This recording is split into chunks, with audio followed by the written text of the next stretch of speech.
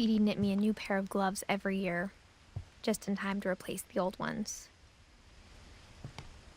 Louis died a week before we left, but Edie had already started to memorialize him.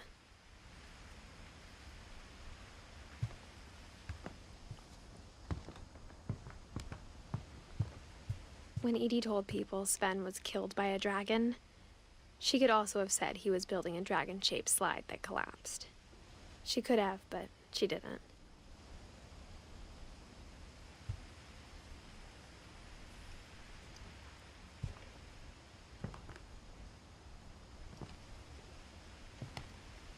One summer, they evacuated the island, but Edie refused to go.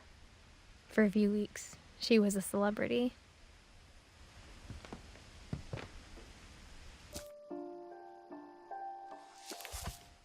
I hadn't thought of myself as Edith Jr. for a long, long time.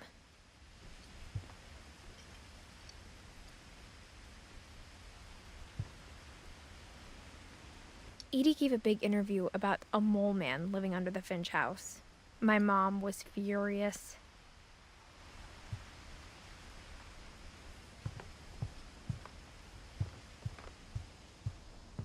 Even in her 90s, sometimes Edie seemed a lot younger than my mother.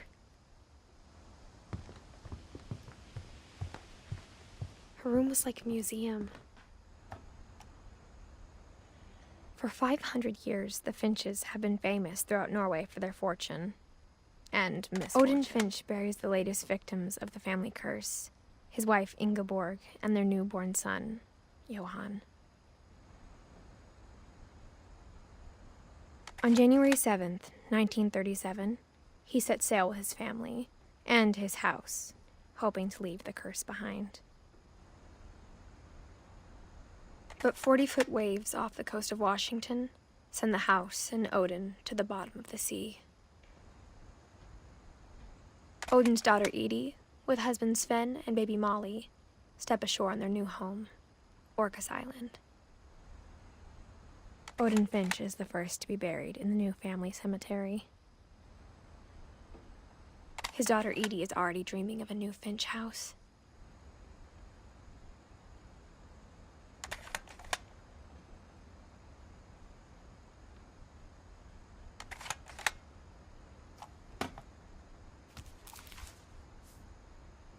Whatever's wrong with this family, it goes back a long ways.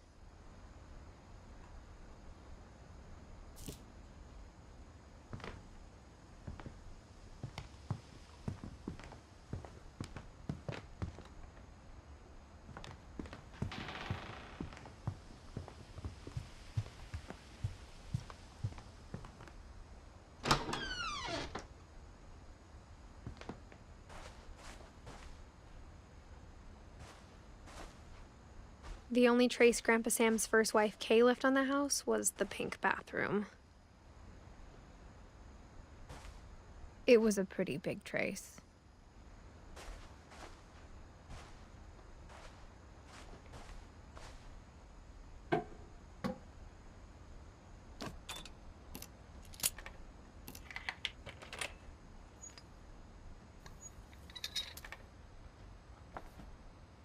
There's a secret in this bathroom. It's in the last place you would look. It isn't in the cupboard. It's hidden in this book.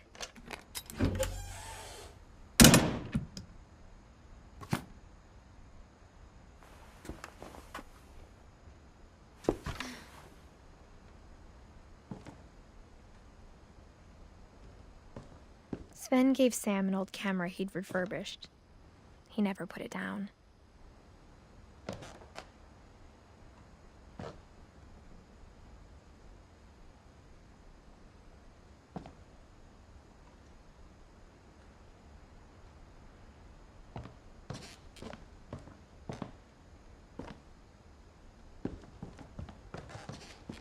From the paintings on the wall, it was clear my brother Milton had been here before me.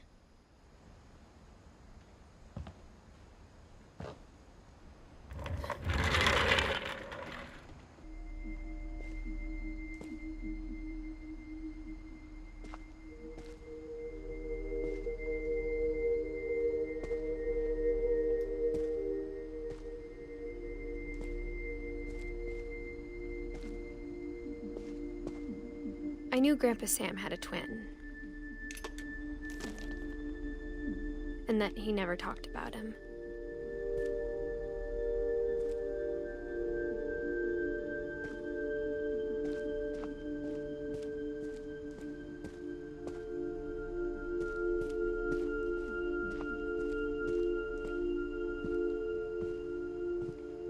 I guess my grandpa didn't like history any more than my mom did.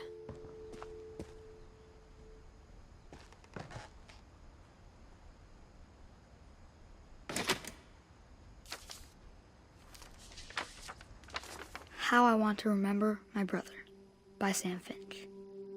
The thing I remember is that when he made up his mind, that was it.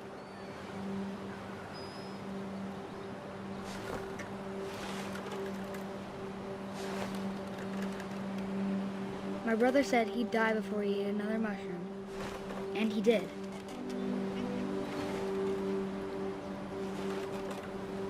At Barbara's funeral, we swore we'd never be afraid again, and he wasn't. I think Calvin always wanted to fly.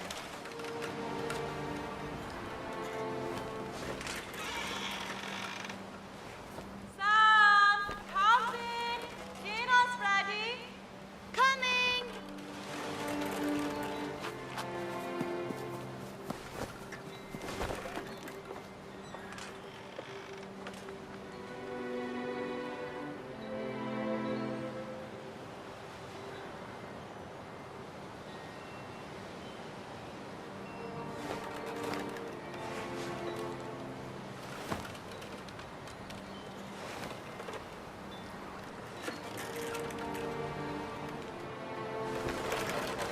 But that day, he finally made up his mind to do it.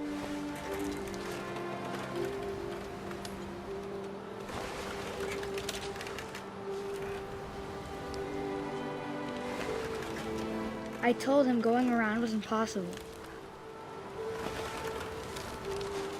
Maybe if I hadn't said that. Calvin! I'm not gonna tell you again!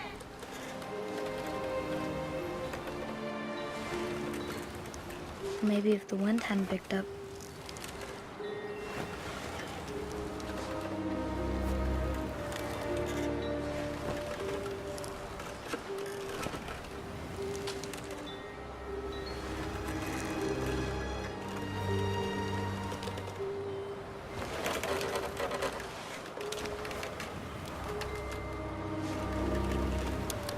Then maybe he'd still be here.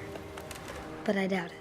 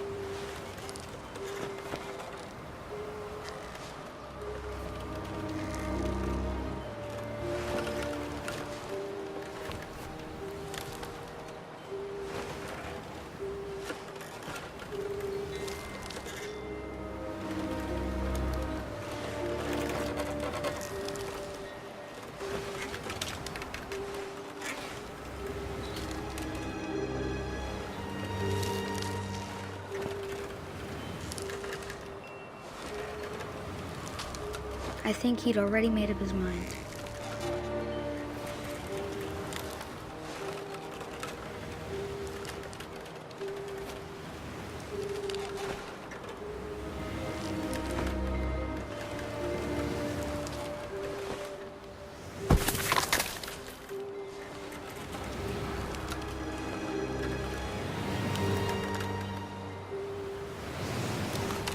That's what I want to remember about my brother.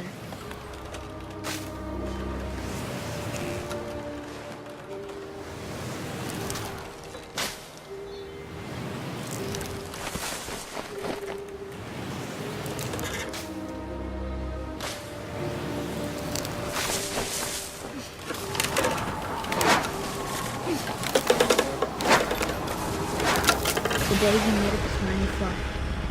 And he did.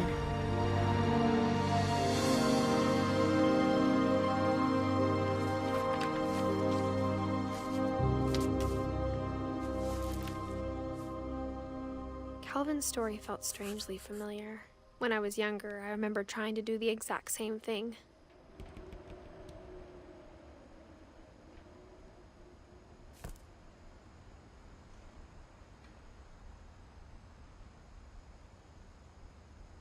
After the funeral, Edie roped off Calvin's half of the room.